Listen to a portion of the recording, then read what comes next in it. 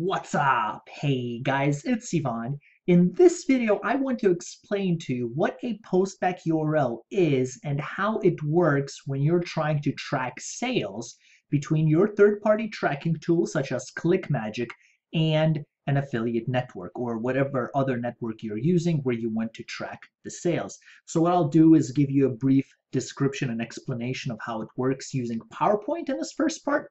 And then I'm going to head over to ClickMagick and show you how everything fits in realistically based on what we discuss here. So let's begin and let's start from the beginning. Why are we using a postback URL? So let's say you have a funnel that starts off with your landing page, then takes people to an affiliate sales page, which you have no control over, then an affiliate order form, and then an affiliate order form confirmation page. Now, these pages I have in orange are pages you have no control over. What does that mean? That means chances are very slim that you can put a pixel on it. The only way you may be able to put a pixel on these pages is if you message the owner of this product and you ask them to manually input this pixel, which you will have, and put it on the page. Sometimes they'll respond, oftentimes they will not. And the reason why a lot of companies won't do this is because if they have 5,000 people asking them to put in a pixel onto their page, a Facebook pixel, a ClickMagick pixel, and a Google pixel, and they have all these people asking them to place codes, their site may get pretty slow. So they don't want to do that. So if you can't control a page, how do you track sales? And this is where a postback URL comes in. Now, in addition, sometimes pixels can be unreliable even if the networks allow it, such as ClickBank, where from my experience and from the experience of others, sales pixels sometimes just did not fire. So what is the solution to this? It's a postback URL or server to server tracking. What does that mean? It's server to server communication.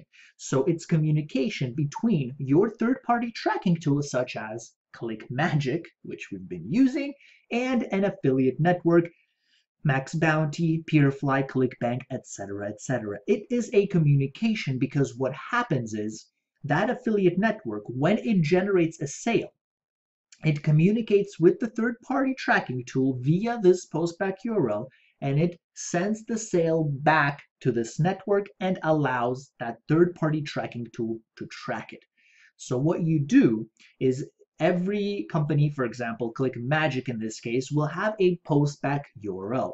You give that URL to your affiliate network, and what that affiliate network does is it says, okay, so this is the URL to which we will send the sale that has come up on this account. And that's how this postback URL works. You have this tracking tool, you get a click, you get a sale, you give the URL to this affiliate network, and the affiliate network gives the sale back to that third-party tracking tool. Now, the question becomes, well, how does it know what link you attribute it to? Let's suppose you have 10 tracking links, and the customer went through the first tracking link and then generated a sale. Well, how would this affiliate network know which link to attribute that sale to?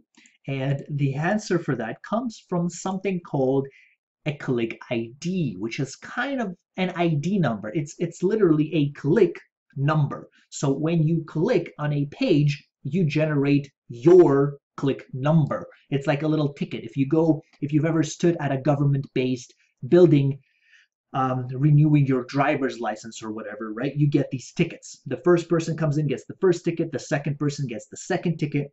Same thing here. You get a click ID, which is like a ticket based on who visited the page. And so this click ID is passed through from this one tracking link via this click ID through all the pages in the funnel up until that final sales page, when that affiliate network then says, okay, here's the URL, which in ClickMagick's case would be a ClickMagick specific URL, where we want to send this sale back to. Now, which link does it go to? Well, let's look at this click ID ticket number. Click ID ticket number 1234. Which link did it come from? Oh, it came from link 2. Let's attribute the sale to link 2.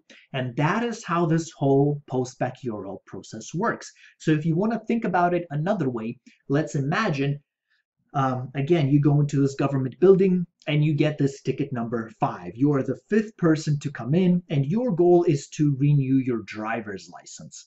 So as you come in, you wait in line. Let's say your landing page is the first part of waiting. You wait the first hour. The affiliate sales page is the second hour that you wait. Wait times are usually long there, right? The affiliate order form is the third hour you wait, and so on. You need to keep your ticket number on you, ticket number 5, at all times, because you need to keep that ticket in order to get to that representative that will help you renew your license. If you don't give your ticket number to that person renewing your license, they'll say, "Who are you? Get back in line. Give us a ticket number so we can get you that license." So, matching that with the postback URL, what happens is you come in, you pick up this ticket number, click ID, you go through the landing page, first hour, affiliate sales page, second hour, all the way to the end. You come into the representative, you give him the ticket number, and that representative then says, okay, this ticket number matches, whatever you came here to do, to renew a driver's license. Let me help you and renew your license. And he gives you the license, which is similar to this postback URL, and attributing the sale back to the landing page. That is how the process works. So I think this will help you understand it a bit more, other than just kind of seeing information about how to do it and how to set it up. Now you have a basic idea of what it does and what it means. So let me now switch gears and go over to ClickMagick and to show you realistically how all this fits in. So here I am in the ClickMagick Postback Builder. You will probably see something similar depending on your third-party tracking tool. ClickMagick has laid it out very nice and comfortably. So let's suppose I want let's say a very common one, Max Bounty. So I'm going to first need to generate that postback URL. So let's click Select Network. And this is that URL that I was talking to you about. In order for Max Bounty to send the sale to ClickMagick, they need to know, well, what URL should we attribute this sale to? And this is that URL that Max Bounty will attribute the sale to. This says clkmg.com API/s whatever. That is where the sale will be made, which is to your account. Now, how do you know it's to your account? Because of this number here, UID. I think it stands for unique ID or something like that. That is the number standing for your account. That is why only you will get that sale. Now, you have several tracking links, for example. How do you pass that click ID through? Well, if you have a Max Bounty affiliate link, you need to add this token to the end of it, this little query string. And what that will do is that will allow that click ID number to be generated. When you come into this government building to renew your license, there has to be some machine that generates all those ticket numbers, right? You can't just come in and just find a ticket lying around. That number has to be there, generated by some sort of machine or some person that gives them away. And this is this machine that generates this number right here. So if you have your Max Bounty affiliate link, it's something like MB, 103 or 104.com/username/AAX. You'll usually have some query strings already present, such as query string equals blah, blah, blah. And then you need to add this, and S2 equals click ID. And that will allow your link to generate that click ID ticket. As you generate the ticket, Max Bounty says, hey, which one of you links has this ticket number 1234. One of your links raises its hand and says, I am that link that generated that ticket number in the first place. And Max Bounty goes ahead and attributes that sale to that tracking link, of course, with the help of ClickMagick. It's server-to-server communication, and that is how the postback URL system works. at its basic level. So I hope this was informative and this helped you understand the basic idea of how this works. It should now allow you to, if you're trying to set up more complicated postback URLs or using custom postbacks, to do the opposite.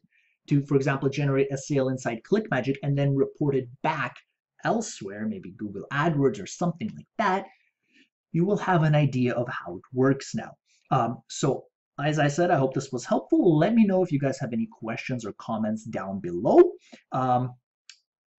Otherwise, thank you for watching. If you enjoyed the video, give it a thumbs up and subscribe. I cover a lot of different online marketing tools, tips, tricks, reviews, strategies, stuff like this, etc., etc.